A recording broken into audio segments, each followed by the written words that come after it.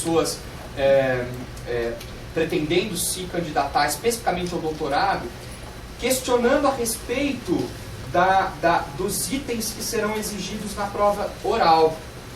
Eu não ficaria escandalizado com o nível de exigência, porque eu esperaria que um candidato ou candidata em doutorado já teve um mestrado concluído, né? Na maioria dos casos assim, a não ser que um grau extremo de maturidade de pesquisa leve o aluno já ao nível de doutorado, que acontece em muitas instituições, porque ele já tem maturidade de pesquisa, ele lida muito bem, melhor do que qualquer outro candidato ou aluno ou aluna de mestrado, né? Eu tenho hoje alunos de graduação que transitam e dominam com tamanha facilidade nas ideias, na crítica dos problemas, que já estaria habilitado a fazer uma tese. O único problema é a idade e na verdade, a imaturidade física, muitas vezes, ou espiritual, ou a falta de inteligência emocional para lidar com o percurso de doutorado. Mas o fato é que a prova oral do doutorado no edital, ela exige do candidato esse cuidado maior, que também não pode ser descartado para o mestrado. Se o candidato de mestrado se espelhar nas exigências de doutorado, ele será com certeza um candidato extremamente bem avaliado, de realização da satisfação dos requisitos que constam não só do projeto, mas também da descrição das estratégias de inserção do projeto na internacionalização do programa, né, de que forma o projeto de pesquisa pode contribuir para a internacionalização do programa de pós-graduação em Direito, porque o doutorado pressupõe isso, e a CAPES hoje exige, dentro dos vários quesitos, o item internacionalização, não só entre as pesquisas realizadas entre os programas e instituições estrangeiras, mas também, ou redes de colaboração em pesquisa, mas também o próprio aluno e as suas oportunidades de mobilidade internacional em doutorado sanduíche, mesmo por tutela, muitas vezes é vislumbrada no percurso do doutorado. E o aluno observa que hoje é uma necessidade do programa sair, né, dos limites, não só de casa ou da universidade em que está, mas sim do seu país. E isso é essencial no contexto. Não que é uma obrigação, mas hoje tem sido um dos critérios pelos quais a CAPES avalia os programas. E para nós, esses critérios são muito caros, porque eles é que dão a mudança. E se nós observarmos esse confronto com o estrangeiro, esse confronto com a internacionalidade, não porque eu seja especialista na área do direito internacional, mas porque eu acredito que esse confronto, seja com o próximo, com o outro, seja essencial para transformar, para modificar, para alterar culturas, tradições e ideias dentro de um contexto universitário, sobretudo numa geografia tão, nesse ponto, problemática como é a geografia do nosso estado de Minas Gerais, entre montanhas, praticamente inacessível. Eu ultimamente tenho pensado 3, 4 vezes de ir até Confins para sair do estado, o que mostra exatamente as dificuldades tamanhas que, a não ser que as pessoas são empurradas pela migração, como tantos foram, né, saindo do estado de Minas Gerais, morando no Brasil e no mundo, mas ao mesmo tempo essa dificuldade. Então nós temos que transpor essa barreira, ao mesmo tempo que ela é essencial no contexto das estratégias de inserção, de internacionalização do programa. O segundo, de que forma esse projeto contribui também para as atividades dos cursos de graduação na faculdade, considerando ensino, pesquisa e extensão. Por quê? Porque é uma exigência da CAPES a integração entre a pós-graduação e a graduação. Não há nessa instituição, aqui tem caras familiares que já conheceram essa realidade de perto e sabem o quanto o nosso programa, e continuará sendo um dos programas mais bem avaliados, dos programas de pós-graduação em Direito no Brasil, pelo intenso contato que se trava entre a pós e a graduação, entre os alunos da pós, professores que são da pós e da graduação, e os alunos da graduação, que muitas vezes desconhecem isso, percebem no dia a dia, mas eles são extremamente favorecidos por esse contexto. E isso também tem que ser trabalhado num projeto que vai explicitar isso. Estratégia para a difusão dos resultados parciais e finais. Alguém precisa pensar que aquela pesquisa tem que ser publicada, tem que ser divulgada, compartilhada, tanto parcialmente, durante a execução do projeto, quanto do produto. Como que alguém vai pesquisar e não vai querer depois compartilhar, ou fazer com que aquilo seja dividido? Por meio de trabalhos, por meio de conferências, por meio de livros, artigos e capítulos. Então, o candidato ou candidata para o doutorado já tem que ter conhecido isso muito bem, porque passou pelo mestrado. Como pode ir com um projeto seco sem essas reflexões? É muito amadorismo. Ou, ao mesmo tempo, a meu ver, falta de preparo e respeito pelo processo de pesquisa. Porque o que ele quer, na verdade, é um título, muitas vezes, para a mera retribuição ou gratificação salarial.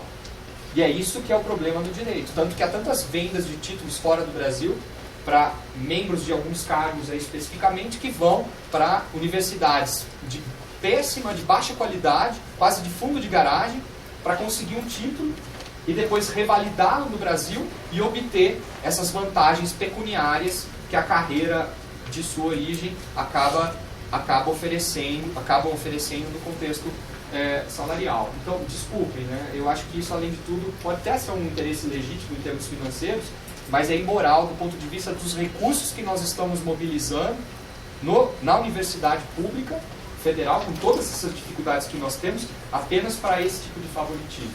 Isso acontece no Brasil a rodo. Tanto que o Brasil é sempre relembrado por isso. Quando eu participo, às vezes, de congressos, seminários, vem os colegas mostrando essas idiosincrasias, essas especificidades do Brasil, como razão de chacota. Né? Porque o candidato lá vai fazer um curso de férias ou doutorado de final de semana e é o que acontece. E ele é ironizado, ou ela é ironizada em relação ao tipo de coisa que fazem. Mas, claro, a instituição lá está sendo beneficiada por isso. Então, é exatamente essa questão que é essencial para trabalhar esse projeto. Além das estratégias do uso da bibliografia em idioma estrangeiro, que também é algo que tem sido abandonado, porque o candidato faz a proficiência pro forma achando que ela só serve para habilitar. E não! Por quê?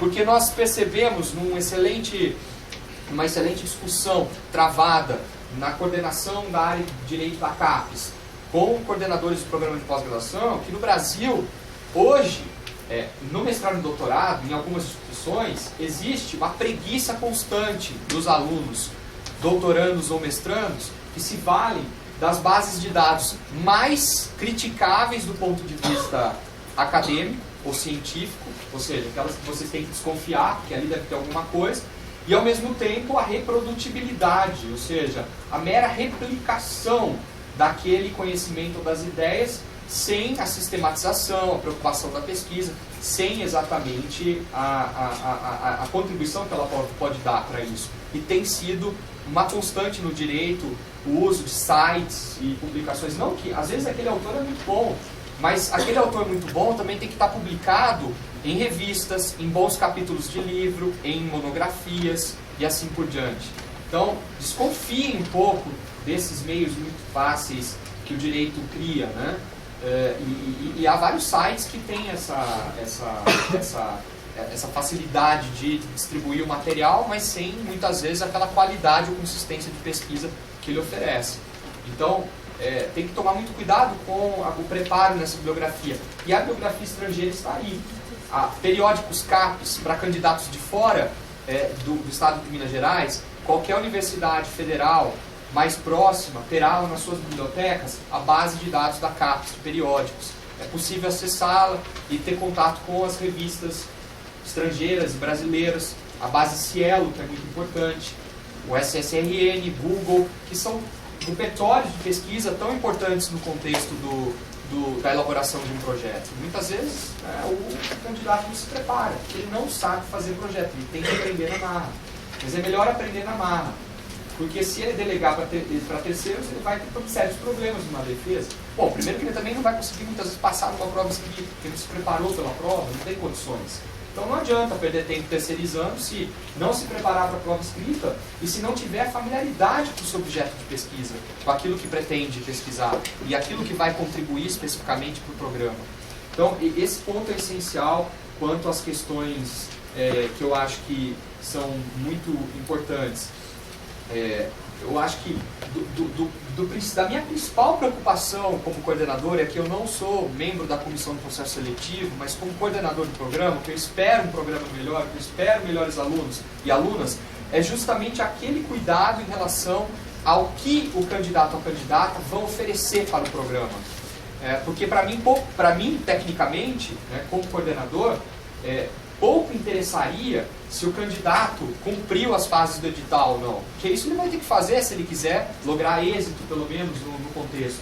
Mas esse candidato ou candidata terão maior importância no contexto do programa de pós-graduação do que eles puderem aportar para as linhas e os projetos de pesquisa, sendo pessoas críticas, que tenham condições de problematizar, de se formar nesse contexto acadêmico específico, tão rico, diversificado, que é a Universidade Federal de Minas Gerais.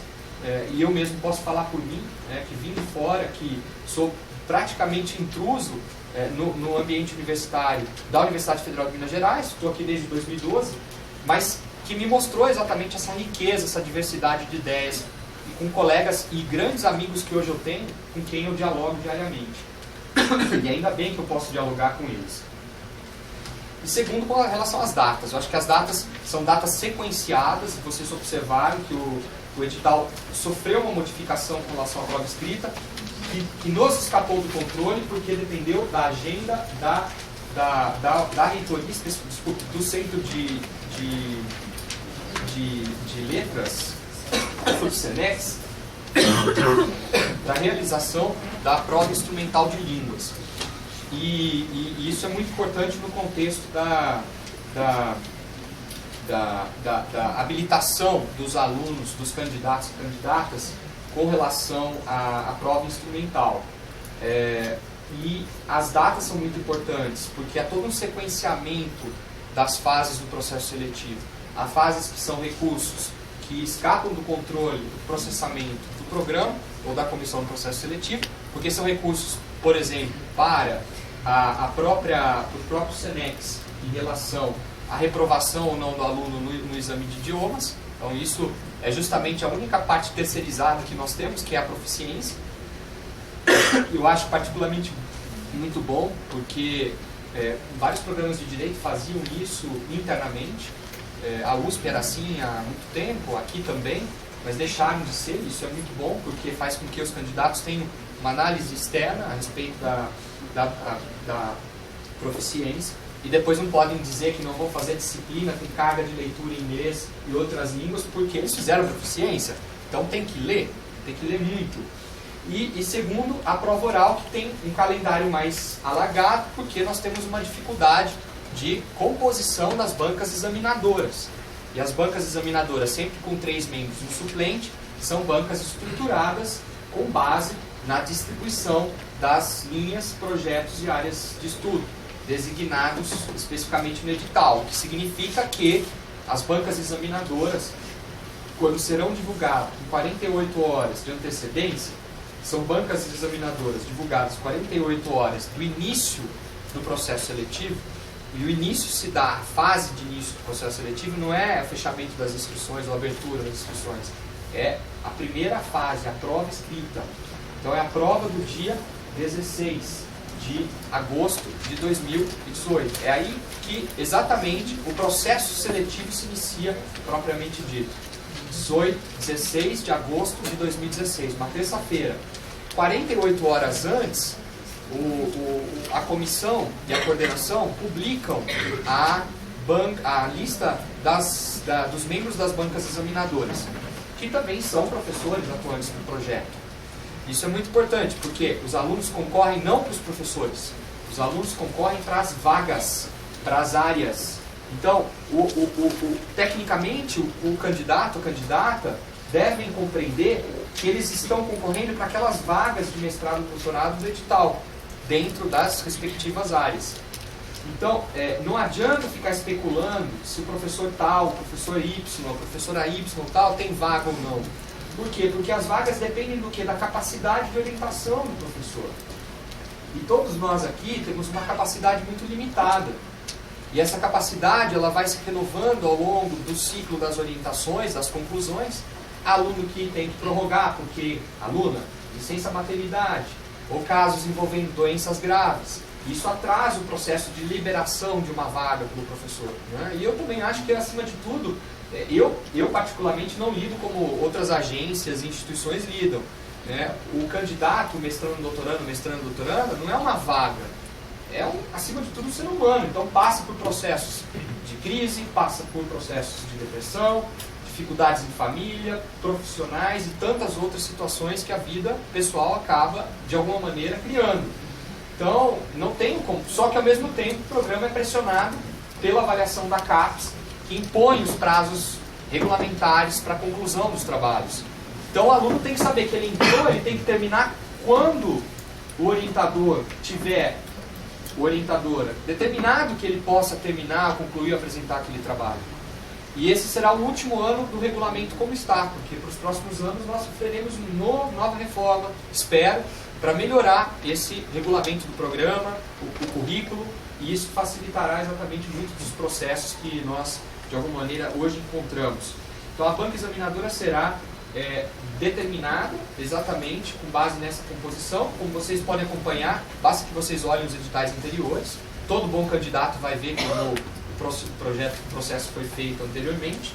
E, em seguida, as provas escritas, e essa que é a grande preocupação do programa, e ao mesmo tempo é o que tem sido muito questionado, como pressão feita muitas vezes por outras instituições, de que a prova escrita tem que ser uma prova anônima. E isso nós fizemos muito bem, porque as últimas seleções do programa, quando foi implementado o sistema, permitiu a não identificação das provas. Então, quando vocês fazem inscrição no formulário eletrônico, o número será gerado automaticamente, que é o número que individualiza cada aluno, candidato ou candidata, ou inscrito, candidato ou candidata, no processo seletivo. E esse código é o que vai ser utilizado lá na fase de identificação das provas, depois que elas são corrigidas, né, isso que é muito importante, porque essa identificação se dá depois que a prova é corrigida e as notas são lançadas, o que faz com que, pelas bancas examinadoras, a banca examinadora não sabe quem são os candidatos. A banca examinadora só vai saber quem são os candidatos e os projetos quando esses candidatos são aprovados na prova escrita. Então a banca examinadora só tem acesso aos projetos e aos nomes dos candidatos naquelas respectivas áreas quando da realização, quando da aprovação, do lançamento do resultado da prova escrita. Isso que é muito importante no caso do programa. E o nosso programa tem sido muito elogiado pelo fato de processar exatamente a fase da prova escrita com base nessa anonimização da identidade do candidato ou candidata, o que faz com que qualquer outro concurso público hoje utilize essa mesma técnica. Mas isso é importante porque a prova escrita vai ser corrigida depois por membros das bancas examinadoras de forma anônima, porque a única coisa que a banca examinadora tem é um outro código identificador que depois é combinado com aquele da inscrição do aluno candidato ou candidata, candidato ou candidata. Então é exatamente, tanto que há uma sessão prevista para isso, que dia? 30 de agosto, uma sessão pública, né? A sessão é pública, gravada, da mesma forma, todos os anos, da mesma forma tem sido assim, uma sessão longa, porque ela requer a abertura dos envelopes e, ao mesmo tempo, a identificação nominal dos candidatos. Por isso, candidatos, não se esqueçam de assinar devidamente a folha de presença no dia da prova escrita, não se esqueçam de publicar lá na folha da prova. Por quê? Porque qualquer identificação, nome do candidato na prova, gera o quê? A eliminação automática. Então é muito importante que vocês, na lista de presença da banca examinadora, assinem. Por quê? Se não assinar, depois para identificar vai ter que ser confronto. Já aconteceu isso. É normal, pode acontecer. A única coisa é que os candidatos daquela determinada banca na área de estudos, presentes na sessão pública, ou que assinaram lá por último o envelope lacrado com a fita fechando aquele pacote de provas, serão os candidatos aptos a auxiliar a identificação do candidato que esteve na prova. Acontece isso no vestibular, acontece isso no concurso das carreiras públicas. É para dizer que realmente essa é a maneira que nós encontramos para anonimizar ou não identificar a prova escrita. Então esse é o ponto. Em seguida, preparação para a prova oral, projeto, entre os dias 14 e 23 de setembro, sempre pedindo para que todos cheguem com antecedência ao local, fechou, ninguém entra mais, realmente porque essa é uma forma, o concurso tem, na prova escrita tem um caráter eliminatório, que significa que tem que chegar no horário. Vocês lendo o edital, não tem como não compreender. Ele tem sido replicado há vários anos. Os problemas principais em relação ao edital foram corrigidos ao longo desse tempo, o que é muito bom. E especificamente com relação à prova de línguas, os certificados do SENEX ou aqueles aptos à assimilação e equivalência, de acordo com o item 4.4.7, deverão ser arquivados ou protocolizados com a banca examinadora no dia da prova oral, porque se pressupõe que para ir para a prova oral, o aluno tenha sido habilitado na prova escrita e habilitado na prova de idiomas. O aluno que não foi habilitado na prova de idiomas não fará a prova oral, ainda que tenha sido aprovado na prova escrita. Não adianta impetrar recurso, recorrer, porque todas as decisões têm sido nesse sentido. Né? E eu acho que é o correto, porque se exige a proficiência, o programa exige a proficiência no idioma estrangeiro, nas várias línguas. Por quê? O programa hoje está preocupado com os quadros que contribuam para a pesquisa e que tenham essa visão dentro das áreas internacionais e comparadas. E tem sido assim justamente por força da própria estrutura das linhas do programa. E depois, os demais aspectos são administrativos, ou seja, registro e matrícula para os alunos aprovados.